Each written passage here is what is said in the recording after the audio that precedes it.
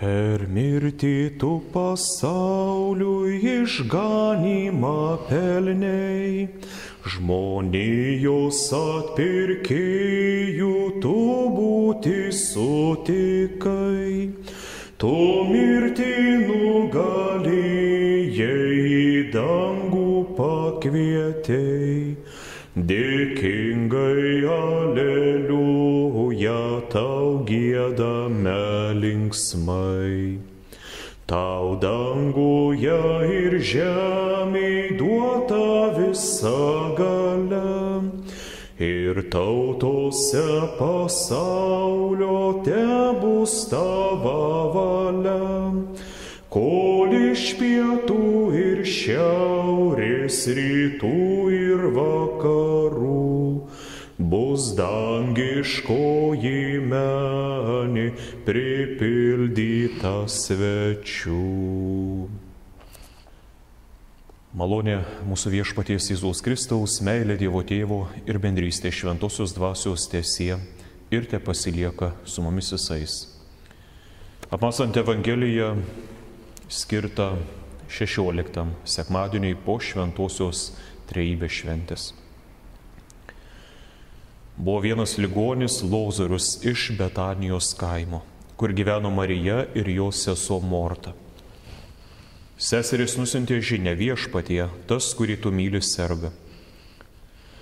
Atėjęs Jėzus rado Lozorių jau 4 dienas išgulėjusi kapo rūsyje, o Betanija buvo arti Jeruzalės maždaug 15 stadijų atstu.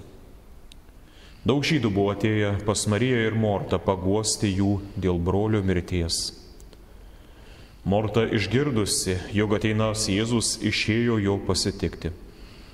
Marija liko namie. Morta tarė Jėzui: Viešpatie, jei tu čia būtum buvęs, mano brolis nebūtų miręs.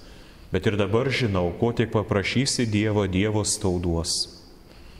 Jėzus jai pasakė: tavo brolis prisikels. Morta atsiliepė: aš žinau, jog jis prisikels paskutinę dieną mirusiems keliantis. Jėzus jai tarė: aš esu prisikėlimas ir gyvenimas, kas tiki mane, nors ir numirtų, bus gyvas, ir kiekvienas, kuris gyvena ir tiki mane, neragaus mirties per amžius. Ar tai tiki? Jie atsakė: taip, Viešpatie, aš tikiu, jog tu esi Mesijas, Dievo sūnus, kuris turi ateiti į šį pasaulį. Amen. Melskimės. Viešpatie, tavo malonė nuolatos telydi mus ir te pasitinka. Tu visuomet skatink daryti mus tai, kas tau patinka. Ir to meldžiame per tavo sūnų Jėzų Kristų, mūsų Viešpatį. Amen. Koks drąsus Mortos pareiškimas: Viešpatie, jei tu būtum čia buvęs, mano brolis būtų nemiręs. Tai reiškia, jeigu būtum čia buvęs kartu su mumis, mes vis dar turėtume brolį gyvą ir sveiką, vaikščiojantį ir besidarbuojantį mūsų tarpe. Ir jau labai panašiai tvirtins ir jos sesuo Marija. Tašytariu, kad prieš tai seserys su kitomis moterimis taip kalbėjosi, gal netgi pyko ant Jėzaus ir priekaištavo jam. Abi jos tikėjosi, kad Jėzus kitaip pasielgs. Viešpatie, tą pačią valandą, kai mes pranešėme tau, tas, kuris tu myli, sunkiai serga, tu turėjai kuo skubiau atvykti pas mus. Nejaugi tiek menkai tau te rūpi Lozorius, nejaugi tiek menkai rūpime kiekvienas iš mūsų.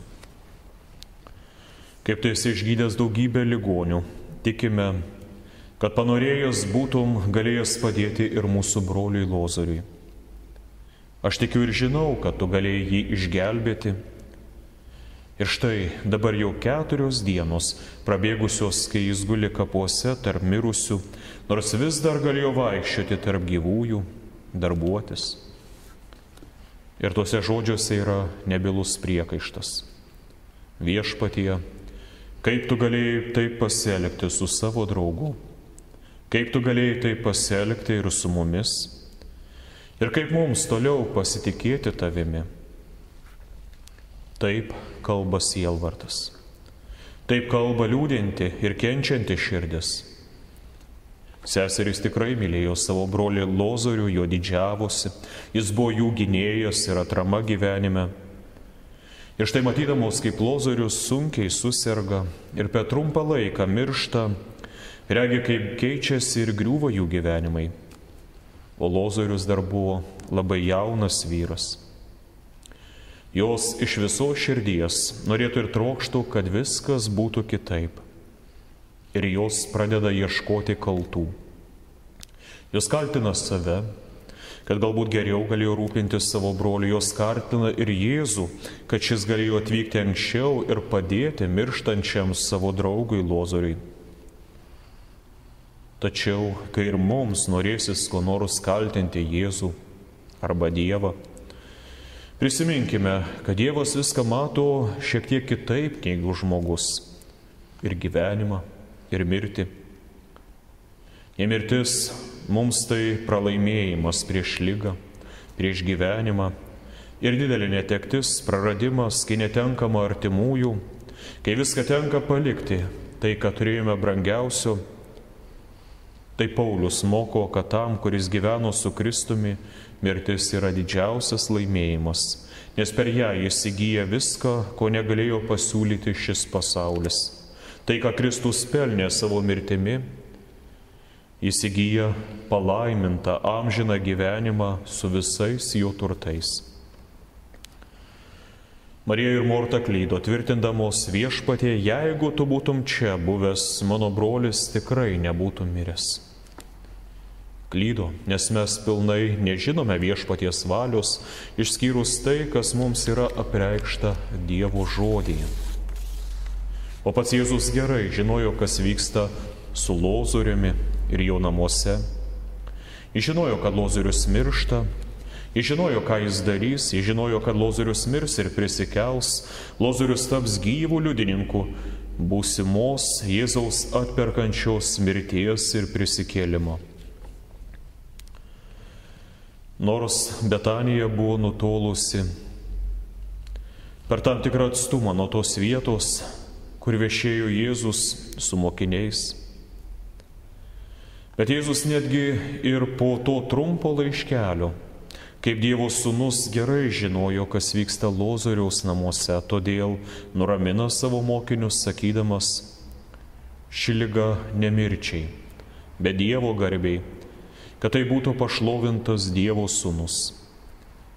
Ir dar 2 dienas jis užgaista toje vietoje, kur svečiavosi, darydamas Dievo darbus ir mokydamas žmonės, tarsi nieko rimto nevyktų Lozoriaus gyvenime ir namuose, kol galiausiai mokiniams ištarė: mūsų bičiulis Lozorius užmigo, bet aš eisiu į jo pažadinti.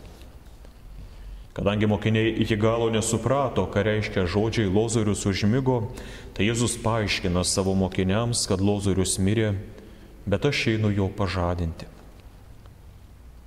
Jis daro tai ne tik dėl savo bičiulio Lozoriaus ir ne tik dėl jo seserų, bet ir dėl kiekvieno iš mūsų, kad ir mes tvirtai įtikėtume. Šiandieną 100 kilometrų mašina įveiktume per kokią valandą, daugiausiai per 2.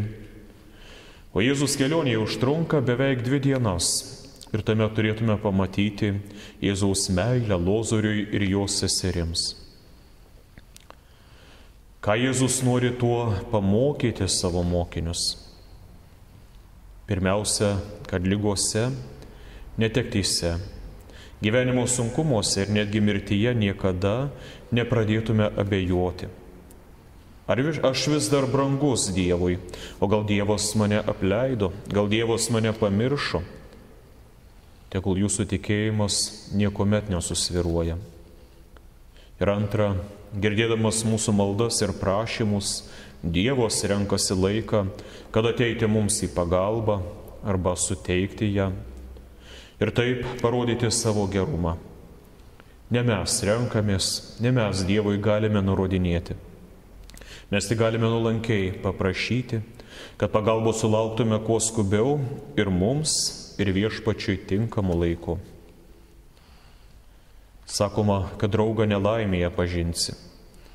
Marija ir Morta tikėjosi, kad nelaimiai aplankius jų namus, Jėzus bus drauge su jais, kad guostų jas, stiprintų Dievo žodžiu. Dar visai neseniai pats Jėzus tvirtino: Morta, Morta, tu rūpiniesi ir sielojasi dėl daugelio dalykų, o reikia tik vieno. Marija, sėdėdama prie Jėzaus kojų, atidžiai klausydama Dievo žodžio, išsirinko patį geriausią dalyką, tą pačią geriausią dalį, kuri nebus iš jos atimta. Kažkas yra pastebėjęs, kad tam, jog Marija galėtų ramiai klausytis Dievo žodžio, visuomet šalia yra darbščioji Morta.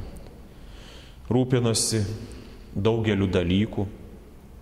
Juk taip yra ir bažnyčioje, kad mes galėtume ramiai melstis, giedoti, klausytis Dievo žodžio, reikalingos darbščios rankos, kurios pasirūpina įvairiais ūkiškais dalykais ir todėl mes galim ramiai giedoti, melstis. Todėl tie, kurie Viešpačiui ar kitiems žmonėms tarnauja savo darbais, gerai daro. Nebejokite, kad ir tokie yra brangus Viešpačiui dėl savo darbų, dėl savo tarnavimo.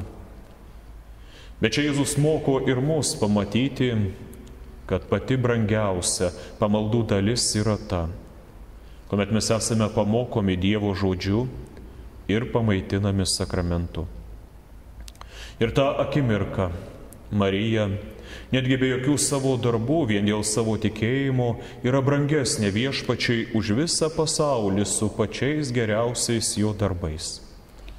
Todėl pats Viešpats Jėzus visų akivaizdoje pagiria Mariją ir pasidžiaugia jos tikėjimu, sakydamas, kad ji pasirinko pačią geriausią, švenčiausią dalį, kuri nebus iš jos atimta.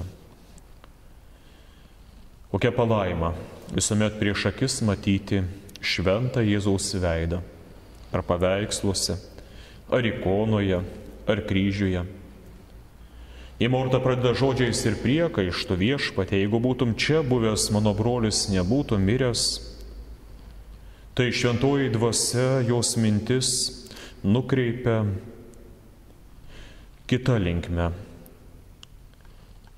Prasideda tarsi malda, virsta tikėjimo išpažinimu, bet ir dabar žinau, ko tik prašysi Dievą, Dievas tau duos. Ir štai, kaip Jėzus atsako, girdėdamas jos tikėjimo išpažinimą. Jisai kalba: tavo brolis prisikels, tu dar išvysi savo brolį, tai ne tik tavo, bet ir mūsų abiejų karščiausias troškimas. Ir vėl Morta atsako tikėjimo išpažinimo žodžiais: aš žinau, jog jis prisikels paskutinėje dieną, mirusiems keliantis, aš esu tvirtai įsitikinusi, kad mano brolis prisikels mirusiems keliantis, kaip mūsų tautą yra mokę šventieji pranašai. Ir štai dabar Jėzus ištaria nuostabius žodžius, kuriais jis iškeliamas aukščiau visų pranašų ir aukščiau visų religijų. Jis sako: aš esu prisikėlimas ir gyvenimas. Kas tiki mane, nors ir numirtų, bus gyvas, ir kiekvienas, kuris gyvena ir tiki mane, neragaus mirties per amžius. Ir jis kalba ne tik Mortai, bet ir visiems tikintiesiems. Tikėkite manimi, nes aš einu jums vietos paruošti danguje. Nenustokite tikėti ir nepraraskite vilties net liūdesyje. Todėl ir Paulius taip drąsina Dievo bažnyčią laiške Tesaloniniečiams. Norime, broliai, kad jūs žinotumėte tiesą apie užmiegančiuosius ir nenusimintumėte kaip tie, kurie neturi vilties. Po to, kai Adomas ir Ieva paragavo uždrausto vaisiaus ir numetė graužtukus, ir kai pajautė, kad nuodėmės saldumas virsta kartėliu, jie ima slapstytis nuo Dievo, tikėdamasi, kad Dievas jų nepastebės, neužkalbins, nepamatys jų gėdos. Tačiau Dievas juos susiranda, kad paaiškintų, kaip nuo šiol pasikeis jų gyvenimas. Nuo šiol jūs pažinsite, kas yra nesibaigiančių rūpesčių erškėtynai. Gyvenimas jums želdins įvairiausias piktžoles ir rusnis. Nebeturėsite lengvo gyvenimo, jūs pažinsite daug skausmo, kadangi tik dulkė esi prieš kūrėją, pagaliau į dulkes ir sugrįžti. Tačiau tuo pat metu Dievas palieka ir pažadą apie moterį ir jos palikuonį, kuris sutraiškis tos nuodingos gyvatės galvą. Ir ši moteris, mergelė Marija, pagimdžiusi atpirkėją, jos palikuonis Jėzus savo gyvenimu ir mirtimi triuškinanti šėtono galybę. Pats Dievas prisiėmė žmogišką kūną, leidžiasi kalamas prie kryžiaus, su kankinimais, nuplakimu, su erškėčių vainiku, su kiekviena vinimi per kančią mirtis suleidžia savo naudus į jo šventą kūną. Jis miršta, kad trečią dieną prisikeltų. Ir štai nuo tos akimirkos mirtis jam jau nebeturi galios. Tad ir mes kol kas esame mirties valdžioje iki prisikėlimo dienos, kai mirtis ir mus daugiau nebeturės galios. Todėl jau dabar galime džiaugtis, kad esame Jėzaus malonėje ir valdžioje, nes tokiems tenka Jėzaus pažadas ištartas vienam iš nusikaltelių kartu su juo kentėjusiam ant savojo kryžiaus. Sakau tau, šiandien su manimi būsi rojuje. Dėl nuodėmės mirties neišvengsime nė vienas. Jėzus atėjo ne tam, kad tai pakeistų, jis atėjo, kad pelnytų mums Dievo malonę ir kad mirtyje kiekvieną tikintįjį galėtų paguosti. Dar šiek tiek pakentėk. Nebedaug liko, netrukus tu būsi išvaduotas iš visų kančių ir vargų. Žinok, kad tą pačią akimirką tu būsi su manimi rojuje. Kai Jėzus kalba, aš esu prisikėlimas ir gyvenimas, tai jis sako ne vien, kad aš pelniau tau amžinąjį gyvenimą. Jis sako, kad aš esu vienintelė priežastis, kodėl Dievas yra pasirengęs ir tave prikelti, teismo dienoje tavęs pasigailėti ir duoti amžinąjį gyvenimą. Aš esu priežastis to, kad Dievas tave taip laimina, gina ir saugo. Aš esu priežastis to, kodėl Dievas turėtų ir tau leisti mirtyje ramiai užmigti ir atsibusti rojuje. Aš esu priežastis to, kodėl tu, siela, tavo siela neturėtų kartu su savim nusitempti į pragarą demonai, bet Dievo angelai džiugiai turėtų ją palydėti ir pakylėti į Dievo artybę. Štai ir Lozorius gyvenime.